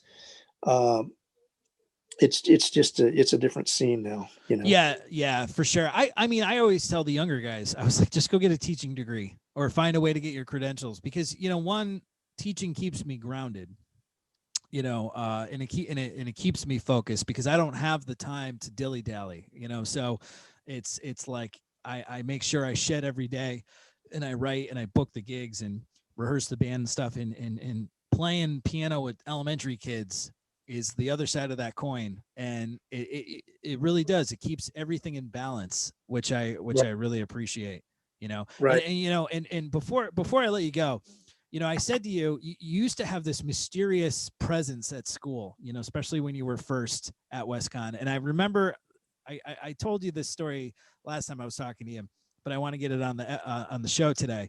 I'll never forget in the guise of my my generation at school. So, Shane Peters, John Blank, Chris DeAngelis, I remember those guys. Tremor Somerville, all those cats. Yeah, sure. We'll never forget the time. It was during Jazz Fest, I believe, or it was, the end of the winter semester when, we have it was Jazz Fest because the Joe Lovano nonette was at school. Yeah, remember that. And we were walking, I think we were walking, we were either walking with you or we were behind you and maybe Chris Morrison. And Joe Lovano comes out from backstage. And in the nonette, we're talking Ralph Lalama. Dennis Irwin was still alive back. Yeah. And I'll never forget this. Yeah, I'll never forget this. But Joe Lovano just went, Davey, baby, and gave you a hug. And I remember we stopped dead in our tracks and watched all the guys essentially the saxophone section of the Vanguard band. Because Gary Simoleon was there too, and Lalama, right. Yeah, and they all gave you they all individually made sure to hug you and say hello and all this stuff. And I'll never forget, the guys and I looked at each other and we're like, and we're talking about you. We're like, who the fuck is this guy? Because we had not heard of you, and here we've got this all-star band, smooching you up and down and giving you a hug and acting like they hadn't seen you in forever. And we're happy to. And we were like, so I'll never forget. The guys were like, you need to ask Dave about his past, as if you were like a G-man, well, man, I knew all those guys. When I first moved to New York, I moved out in 78 and I spent a few years here. And I knew all those guys before they were kind of famous. Yeah. I used to play sessions with Lovano and I knew him from then. He also knows my brother pretty well. They've played together quite a bit. Oh, okay. And so I've known him since then, man. And then Gary Simoleon, same thing. Those guys, there was a musicians building on 35th and 10th Avenue and 35th Street. It was all musicians. And Gary Simoleon lived in that building. There was this drummer, Tom Whaley, we used to play with. And who else was? Jeff Hirschfield lived in that building. Anyway, so I knew all those guys from back then and I used to play with them a lot. So it was like, in a way, I hadn't seen those guys in a lot of them in a long time. So it was kind of like, and then Dennis Irwin and Barry Reese, I went to school with at North Texas State back in the mid 70s. Gotcha. So I only spent a couple of years down there, but those guys were there. And so I'd known Dennis since we were good friends. We used to live right down the street from each other when we were in school, play a lot of late night sessions and hang and stuff. Yeah. So I had known all those guys from a long time ago, Yeah. and some of them I hadn't seen in a while. So yeah, it was cool. That was cool. Yeah, no, that was great. I think Dennis died around the same time as Mike Brecker, I think, right? Like right around the same. I can't remember. I can't remember. 05, maybe. Yeah. Dennis is too. I remember I went to see him. He was on his deathbed. He was already they had him sedated. And Gary Versace and I went to see him. And Schofield was there. Lavana was there. All these cats. Who else? I can't remember. But all these guys were there to, pay homage to Dennis, Yeah. And but anyway, yeah, jazz world, it's a small world, man. It really is, man. It really is. And, it's in a lot of, it doesn't get said enough that when, those late night sessions, those weekly sessions, those hangs, they really do like bring people together and form these bonds, because sometimes, you look at it and you're like, wow, my only relationship is playing music with this person, but I feel very close to them. It's a wonderful thing. Yeah. So, yeah. All right, Dave, I really appreciate you being on the show, man. This was a lot of fun, and it was great to catch up with you. And, I was listening to your record. Oh shit. The one that came out in 2020, Ambiguity. Oh yeah. Ambiguity. Yeah. Yeah. Ambiguity. I can't even talk. Great record, man. Consistent as always, man. I know when I'm listening to a Dave Scott composition, I know when I'm listening to Dave Scott, man, we got to get you back on and have you, go on the record and give us the secrets to your chromaticism, because it truly is something. Okay. We'll talk about it. Yeah, sure. Yeah. All right, Dave. Well, thanks so much, man. And hopefully when the pandemic is over and it's safe to go outside again, we'll be able to see you out there. All right, Nick. Thanks for having me, man. Oh, of course, man. Yeah. All right. Thank you so much. See you next time. Take care, man. Yeah.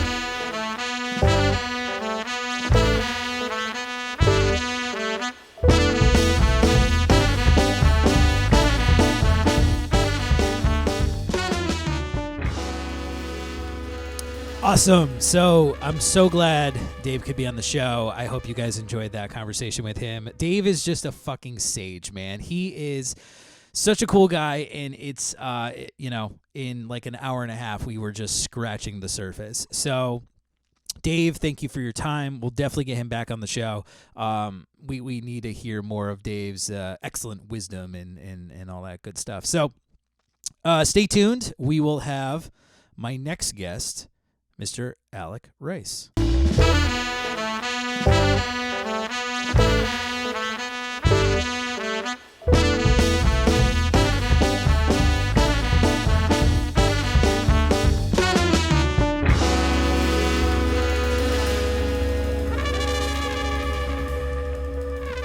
All right, ladies and gentlemen, this is something new that I wanted to do on the podcast, and this episode will have two special guests. And joining me now is vibraphonist, producer, composer, and right-hand man of the Mind the Hang jazz series is Alec Rice. How are you, man? I'm pretty good. How you doing, man? Good. It's good to see you. I haven't seen you in a couple months now. Because it's been a couple months. I missed the last Mind the Hang. The last Mind the Hang. Yeah. They're in spirit, though. They're in spirit. Yeah, of course. Well, I just had COVID, so that's part of the reason why I didn't go. Right. Yeah. So that, but thanks for holding it down. In case anyone doesn't pay attention to anything I say on the show, no, I'm kidding. Alec is basically the man behind the scenes for the Mind the Hang series. I basically just book the band, but the production end is really Alec. And thanks, man, for all your volunteered time and everything, because I think we've definitely put on some sick shows this year, despite all the fucking mess the world is in. We've had some great shows.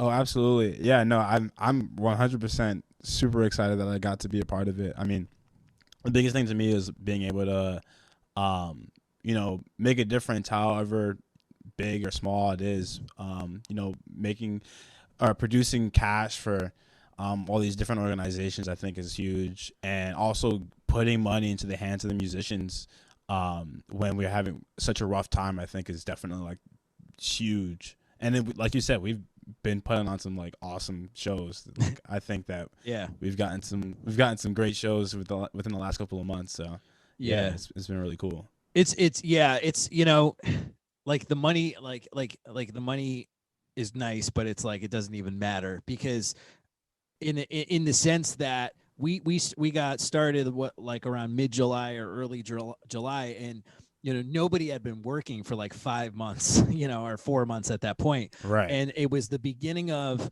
it was just a great feeling to be able to perform if you got a job. And yeah, there's, you know, that phrase that like gift giving is like better than gift receiving. I feel like is kind of like how I would sum up putting on the Mind the Hang shows, because it was like seeing people who could not work, and you know, in a very meager way, we could give them a platform to do so.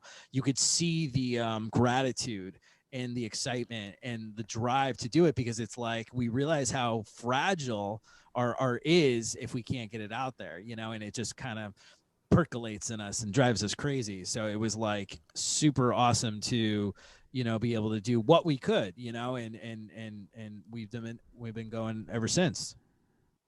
Oh, absolutely. Yeah, no, I 100% agree, man. It's funny because, I mean, we talk about the cash, but there's also the aspect of just performing, man. I think so many people are so hungry to like play. There's, you know, there was a 4-month period where nobody was even able to like play instruments with each other, you know, like so having the ability to just play, I think the excitement you saw wasn't about the job or having a gig. I think it was more about being able to have an opportunity to play with other people, and having the opportunity to finally, like, you know, put some of the energy they've been putting away with their horn in the privacy of their homes for the last however many months out into the world with an audience again.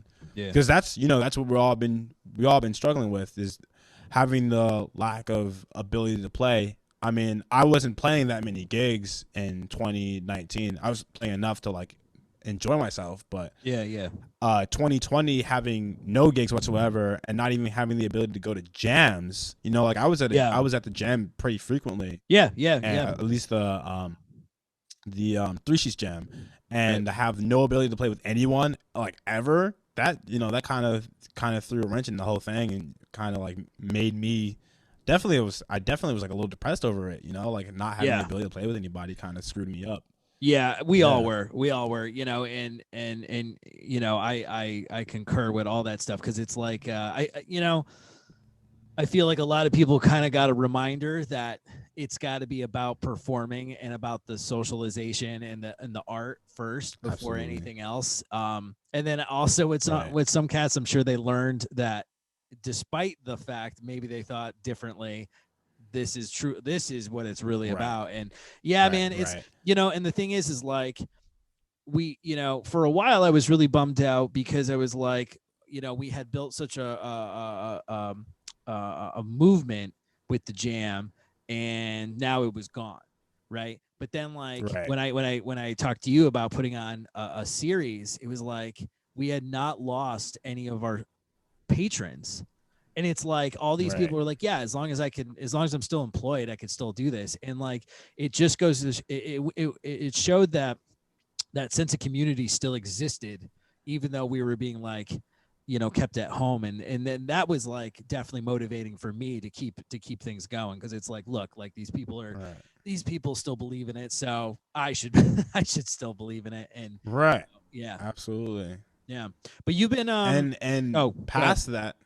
I was gonna say past that, even the craving for people to watch live music, right? Like, you see, even the last show we did, the amount of people who tuned in to watch that show was phenomenal. Like, it's awesome to see people. I couldn't who, like, believe the numbers. Are still yearning for it. It's nuts. It's crazy. No, it's awesome. It is. It's definitely really cool.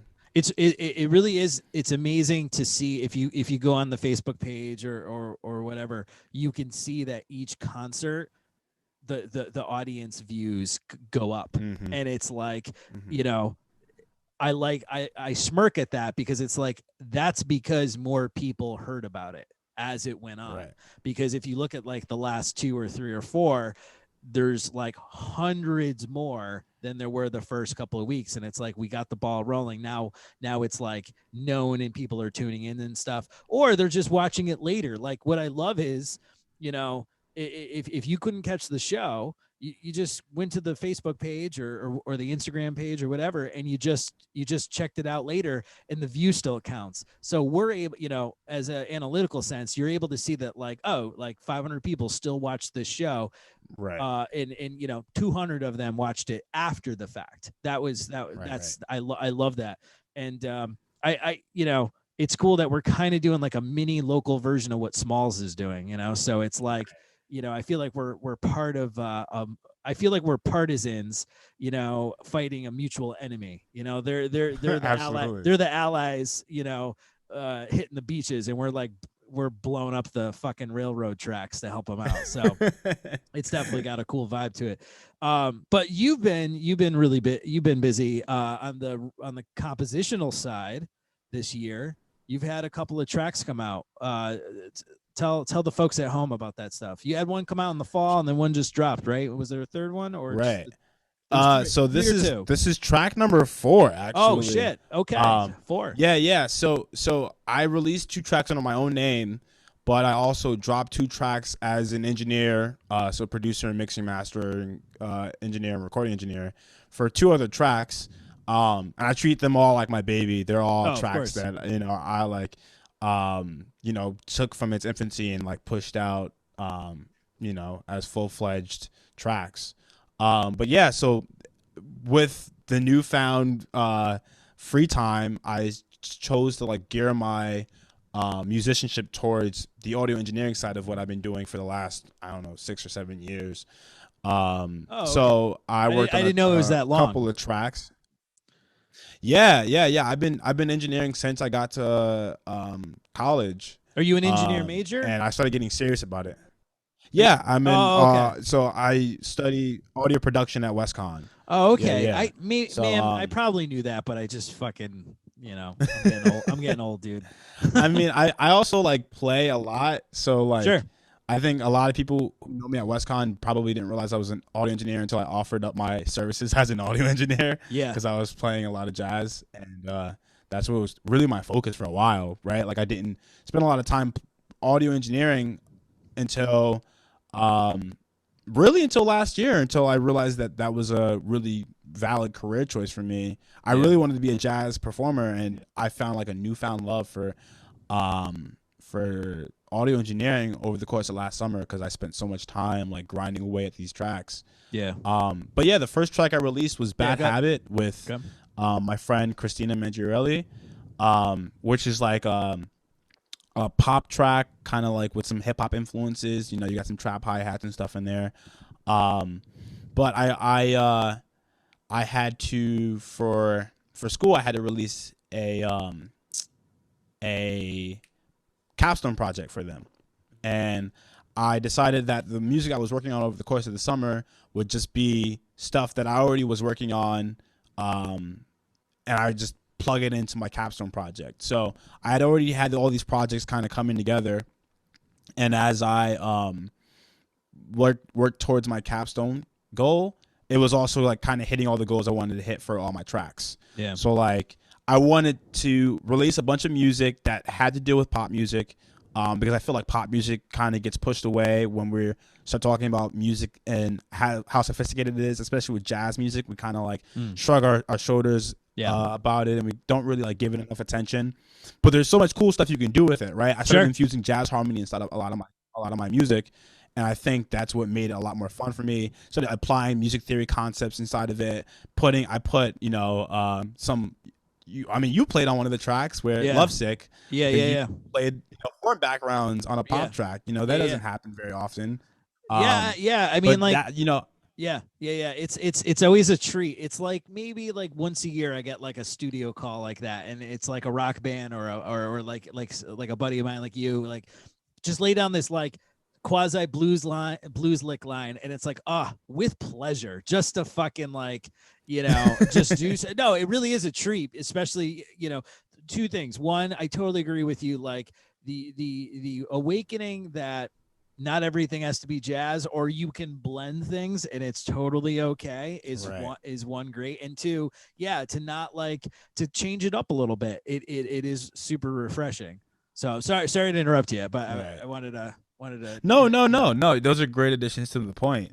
But yeah, I mean, it was just a lot of fun laying out all of this stuff I've learned over the course of the last however many years at WestCon. Yeah. I put all that information right into the music I'm working on, and make it a little bit more fun than what you would hear on the radio.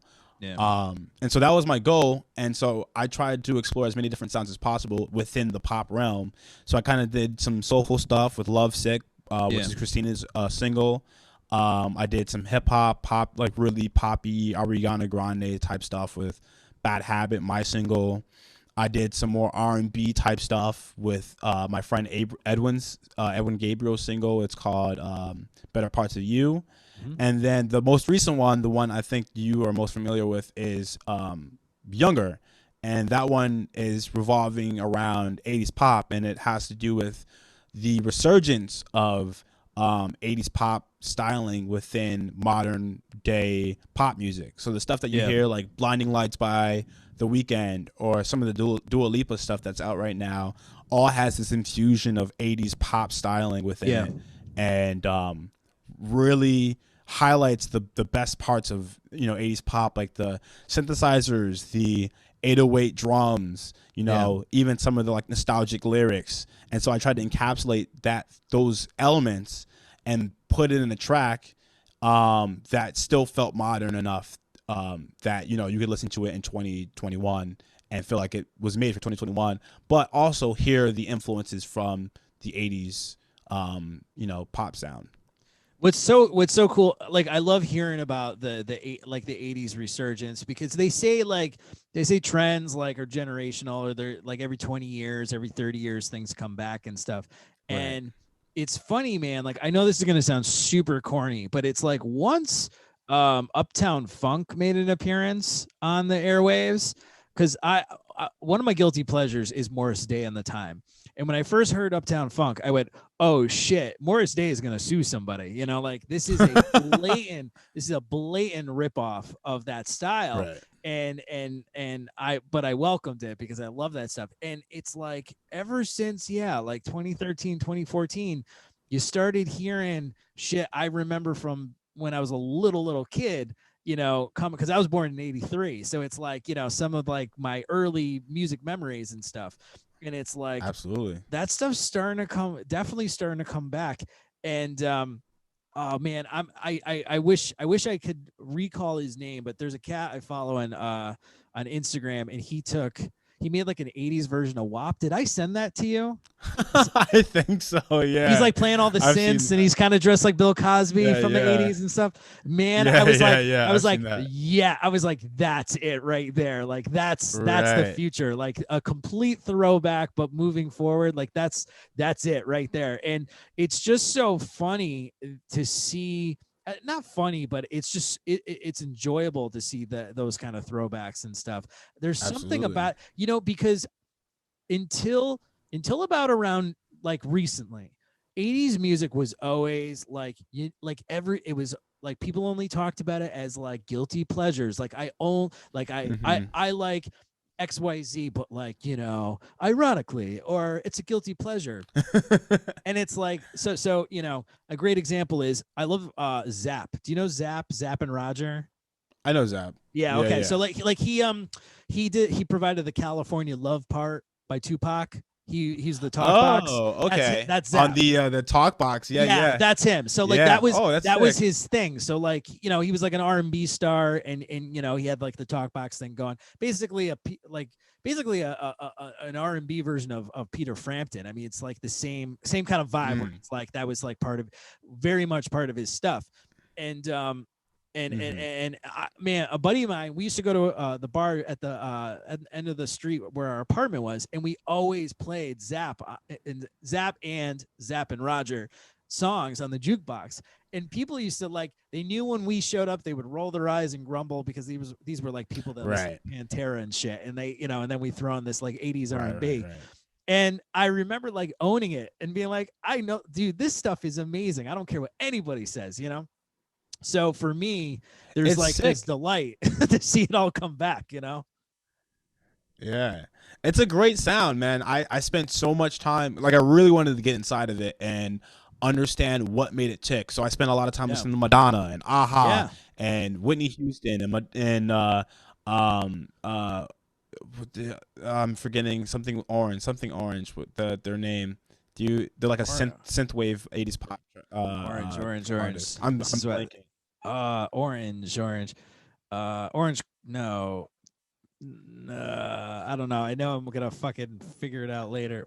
Somebody Orange Goblin, Orange Juice. I'm looking exactly up Mandolin Orange, Blood Orange, Red Orange, Agent Orange, Mild Orange, Code Orange. No, I know what you're talking about. There's a lot of synth pop. I mean, people forget too that like Quincy Jones is just as important to Thriller and Bad as Michael Jackson is in Off the Wall, which 70s, but we'll give it. Yeah. And it's like, man, people like, that's the thing. I wish in school when you take arranging and stuff, like you should know Sammy Nestico, you should know Jim Riley, you should know Bobby Strayhorn, you should know, you know, Thad Jones and all these like big band gurus. But it's like, I look back on it and it's like, man, how much would you learn if they just spent a week on Quincy Jones? Because the guy he was never. Wait, did you watch the Quincy? Yeah, I did. Did you watch the Quincy documentary on Netflix, produced by Rashida? Yeah, man. I mean, the guy has always been relevant, and you know, like it was funny. You were naming all this 80s stuff and diving in. It's like you got to know about what Quincy was doing behind the scenes, you know. And here's like a bebop trumpet player, you know, who played in big bands and stuff, and now he's one of the, you know, biggest producers in the world. And it's like him, and then going into the 90s, Babyface. If you want to surprise yourself, go on Babyface. Yeah. Go on his like Wikipedia and look like under his writing and producing credits, and you'll be like delightfully surprised. He's like Quincy, where it's like, oh, I didn't know he did that tune. I don't know he did that. You know what I mean? It's stuff like that. Right. Where that's nuts. You know, because like he had like a solo career for like in the 90s, but I think the majority of his bread and butter was producing. You know, and back to what you're saying, there is something to be said. There's definitely like a style with 80s stuff. You know, like. You know, it like I was saying a couple of minutes ago, it was corny a couple of years ago to admit you liked 80s music, but 80s music fucking owned itself. It owned what it was doing, you know, and it never apologized for it. Yeah. There's a very specific sound. There's a very specific sound, and it's very, I won't say it's easy, but it's a very particular way you can tap into the 80s sound in order to bring it out. And like just if we're just talking about synthesizers, right? Like if you tap into like the DX7 or the DX7 is Prophet the 80s. 5. Yeah. That's the 80s. Those are the 80s. Like the limitations that those instruments and those pieces of hardware had helped define what that sound was. And I think that is so cool, right? Like you have these producers who, instead of trying to work around a problem that, you know, they didn't even know they had, they like own this, like what you said, they own that sound and really like leaned into it. It's such a like, I don't know, it was super impressive to understand this stuff and learn this stuff as I was trying to like, you know, consume all this 80s media. But once I understood it, I was like, man, this is so cool. And I started like digging as deep as possible, trying to understand, you know, what the limitations were, how they worked, and why they worked the way they did, and how the sounds, like even when we talk about like gated reverb, like gated reverb is like a happy accident. I think Peter Gabriel's engineer discovered gated reverb correct me if I'm wrong. I'm pretty sure that's the engineer who found it, but it's a great sound and it defines the for anyone who doesn't know what gated reverb is, if you listen to like 80s pop music and you listen to like the drums, you hear like this very heavy reverb sound for like a couple of seconds and then it just disappears. Whereas like so it's a reverb, there's a short fall at the end of the hit. Exactly. Yeah. The decay is exactly really it's really up. fast. Yeah. So they put a gate at the end of the reverb, and it cuts off the tail. So there is no tail. There's no decay. No resonance, that sort of thing. Yeah. Exactly. So it ends almost instantaneously. And that sound is that was a happy accident that occurred during the 80s, and it's all over every 80s pop track you can ever think of. It's ridiculous. But it sounds so good and it's amazing. It's such a great technique that no one really utilizes anymore. Yeah. Yeah, it's funny too, like you brought up synthesizers. You can't talk about 80s music without synthesizers. And the history of synthesizers is hand in hand with 80s music because like absolutely. in the a lot of the early synths were invented in the 60s, and except for the Fender Rhodes, they were really only used for like cartoons and like TV studio audience shit, right? And then in the 70s, right.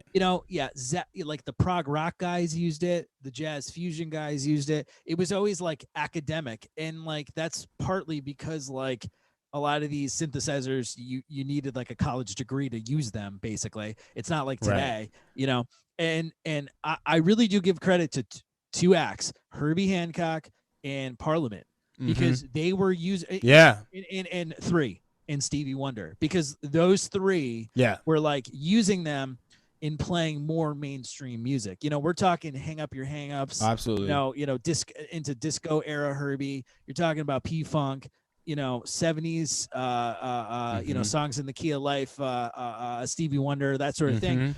And that, I think, is what bridged the gap, because it's like the R&B guys really took hold of it. Like the R&B guys and the new wave people, and the new wave people were, they did it, and they were like, you got bands like Devo and Flock of Seagulls and shit like that. But then on the flip side, you got a lot of R&B, like we were just talking a lot, they were figuring out like the synth bass stuff and the DX7 and all its possibilities, and the technology became accessible too, so you had guys who were like, and gals who were digging into it, and it was cheaper to get. Moogs were like $5,000, and you had to get one from Bob Moog himself. He had to like sign off on it. So, when like you could go get if for anyone who doesn't know, the DX7 was this keyboard by Yamaha. It was like the first like affordable synthesizer, and it had like patches and MIDI compatibility and all that stuff. And it was like the first time like, Joe Schmo can get it. You didn't have to drop like $5,000 for this thing. It was a few $100. I think that's what it made it so popular, is that now all these things are accessible. So like you said, Joe Schmo could go pick up a DX7 and be a quote unquote music prodigy. But I mean, dude, like these, like you said, like a lot of these R&B artists help bridge the gap between what was kind of hidden away and like new wave stuff, and like push it to the mainstream, and what eventually would become I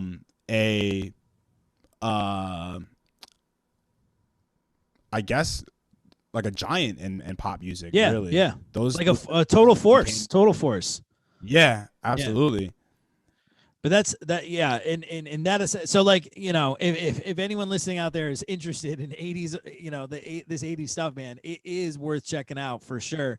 But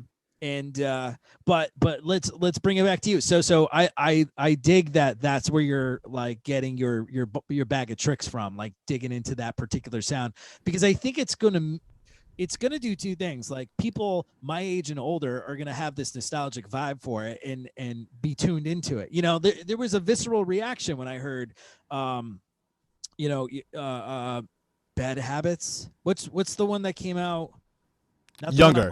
Younger. What's the one that came out after the one I was on? Oh. That's what I'm trying to think of. That one and the newest one. The newest one's Younger. Bad Habits. I'm so bad at this. Newest one is Younger. The song is young. Before that is Better Parts of You. That's the one. And the one before that is Lovesick. The one you're on. Yeah. Better Parts of You. Okay, yeah. They had this, like, for me, they had this like middle school vibe, and Right. that's not like, that's actually, I think, a huge amount of respect, because the music you love in middle school is like what defines you the rest of your life, basically. And Right. And yeah, like there was this visceral reaction when I heard it, and in knowing now that that's where you're getting your inspiration from, and some of the producing side and the writing side, that's fucking cool. I dig that, and I think you should keep doing that, to be honest with you.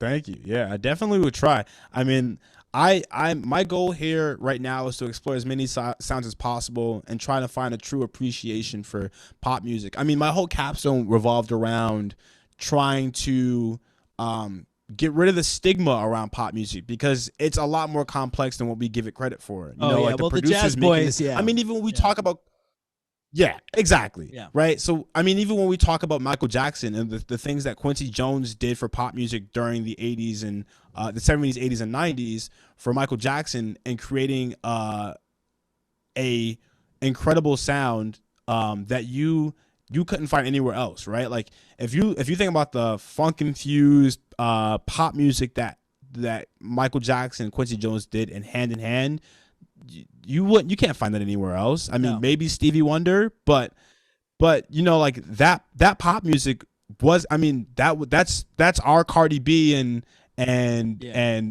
Megan Thee Stallion. Like, your Michael Jackson is our Cardi B and Meg Thee Stallion right now. Oh, I'm not that old. Hold on. They dominated. Not that old. Well, I know what you're saying. I say that to not say that old. Yeah. No, you're making. I great say point. that to say that they dominated airwaves. They dominated the airwaves, and they had the masses really tuned in. And I don't see any problem with trying to get people to listen to that type of music, but also enjoy it at a level that makes your booty shake, and also makes you think a bit. Like, oh, what was that change you just added there? Oh, is that flat 7 dominant? Oh, that was cool. How did he sneak that in there? You know what I mean? Like, that kind of stuff I think is so sick. When you start listening to music, and it makes you like really want to analyze what's going on.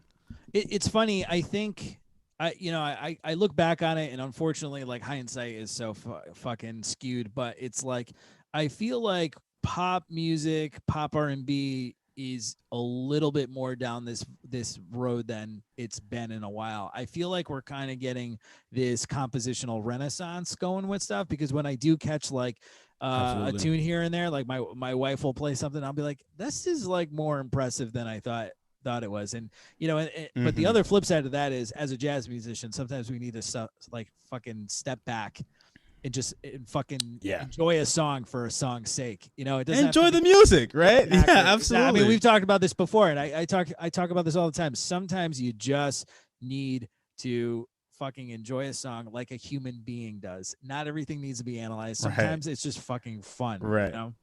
So but with that, tell everyone where they could find you on the internet, and let's get some plays for these tracks. So what's this stuff under? Remind us. Absolutely. Yeah, you can go to, if you want to hear any of these tracks and just find them all in one place, you can go to vibeoutmusic.com. That's my website that shows all 4 tracks, and all 4 tracks can be found on Spotify, YouTube, Apple Music, anywhere where you listen to music. So the latest track we're talking about that has the 80s influence is going to be Younger featuring Christina by Alec Rice. And then all the other stuff is Better Parts of You by Edwin Gabriel.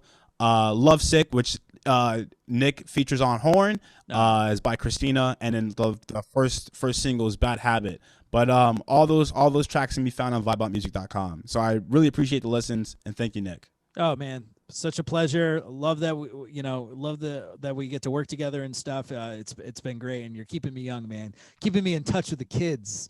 So, but thanks so much, man. Thanks for being on the show. And when you get a few more released, we'll have you back, and you can talk about those, and we can rap about 80s music. But I'm definitely gonna send you some Zap tunes that I think you'll dig. Please do. So, I'm gonna send it right after the show. So, all right, man, thank you so much for being on, and be safe out there. Thank you. You too, man. All right.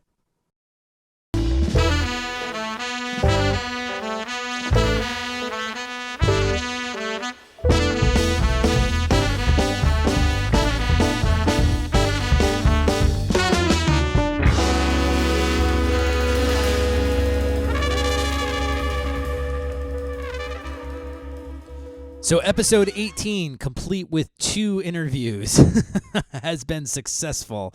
I'm impressed that I was able to pull it off.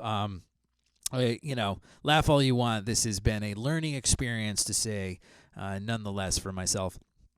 I think I've mentioned it in some other episodes, but man, do I dig Teru Masahino. Oh, God, do I dig his music. I feel like he is this kindred spirit when it comes to playing the trumpet. And I'm just going to keep pushing that you guys need to check him out. Like, so many of his records are put on Spotify and Apple Music, and go buy them. They're pretty cheap because like the thing is that a lot of his like 70s stuff, which is my favorite, there's only like 2 or 3 tracks. They're like 25-minute tracks, with multiple sections, real Wandishi kind of stuff. And they're like $5.99 on iTunes. So just go fucking buy them. What do you have to lose, right? $5.99. You're supporting a musician who's still alive, and still, I'm sure playing the horn, and he does a lot of artwork. I've been following him on Instagram, so kind of stalking him. Maybe I'll reach out. It's just super cool. I really like his playing, and it's just really refreshing to have like a new voice to check out all the time, and add in the rotation of Pelt, Douglas, and Henderson. I can throw in Hino as well, and and then the Evans, the Bruno, the Eubanks, the Sipiagin, just throwing them all in, man, all in one big trumpet melting pot there. So, but yeah, anyway, hope you guys dug the show. Go check out Dave's music. Speaking of my own obsessions, I am definitely going to get into Dave and his band's sound in the next coming days. It's been too long. I really needed to dive in. So, go out, go on iTunes, go on Spotify, Apple Music, whatever fucking nonsense. Check out Dave's stuff, man. His quintet's mostly on Steeplechase, so those records are pretty accessible, to say, nonetheless. And then Alec, man, what a great kid, real young gun. I'm really excited to watch him develop and grow and produce more content. I think he's going to be someone to keep your eye on in the next few years. So, it's definitely a pleasure to know him and to have him on the show. And he'll be there producing the next Mind the Hang with me next month. So thank you again, Alec, for all your dedication, hard work, and volunteer hours. Without Alec, the Mind the Hang could not have happened. So I know I'm rambling, but I just want to make sure I'm thorough and don't forget anybody. Don't want to. It's funny when you have the guests on, everyone's like worried about forgetting someone or pissing someone off, but it's like, half the time I'm like, oh, who the fuck cares? But then other times I'm like, ooh, who am I forgetting? I hope not. If I have forgotten you, don't take it personal. I can't even remember my fucking, I can't remember anyone's name. I have I have like 500 students, and I forget their names all the time. And it's definitely like, that's like a thing, right? Like people have, they could hear your name right away and then right away forget it. It's nothing personal. So, episode 18 in the bag. Please, subscribe to the YouTube channel and go to Patreon, become a patron, because hopefully with vaccines coming out and just, man, real quick, side note, have you watched anything coming out of the Biden White House? Just seeing adults talk without fucking getting worked up over the size of shit and who's right and who's wrong and who's nice to them and not. Oh, man, what a relief. What a fucking relief. So speaking of relief, where's my money, Biden? Right? So anyway, keep an eye out for those stimulus checks, guys. And when you do, please become a Patreon subscriber, because we really want to put on some sort of jazz block party to make up for the one we lost last summer. And we can't do that without your support. So, think about it. But yeah, I think that'll be it for today. So thanks so much for tuning in. This has been Mr. Millennial's Revenge. I'm your host, Nick DeMaria. This is a production of the New Haven Jazz Underground. And I'll see you at the next episode. Thanks so much. Take care.